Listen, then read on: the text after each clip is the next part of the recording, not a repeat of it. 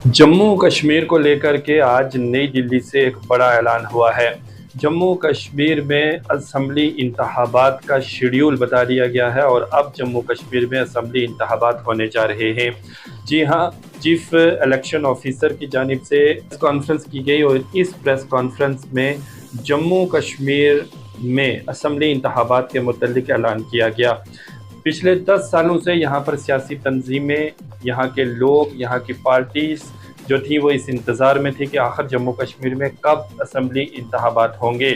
Election commission की जानिब से जम्मू कश्मीर का हालिया दौरा किया गया, उसके बाद यहाँ के हालात और वाक़यात का जायज़ा लिया गया और आज इस बात का बाज़ाब्ता तौर पर ऐलान कर दिया गया कि सितंबर में जम्मू कश्मीर में असम्बली इंतखाबात का सिलसिला शुरू हो जाएगा। 3 मराहल में जम्मू कश्मीर में असम्बली इंतखाबात होंगे, जिनमें 18 सितंबर, 25 सितंबर और 1 अक्टूबर को यहाँ पर असम्बली इंतखाबात होंगे 3 मराहिल में। और 4 अक्टूबर को इसका रिज़ल्ट होगा, यानी 4 अक्टूबर को जम्मू कश्मीर असम्बली इंतखाबात के रिज़ल्ट के बाद यहाँ पर सियासी चेहरे हमारे सामने आ जाएंगे कि कौन सी पार्टी जम्मू कश्मीर में हुकूमत बनाने जा रही है। लेकिन यहाँ पर यह बात भी काबिल ज़िक्र है कि फ़िलहाल जम्मू कश्मीर एक यूनियन टेरिटरी है और यहाँ पर लेफ्टिनेंट गवर्नर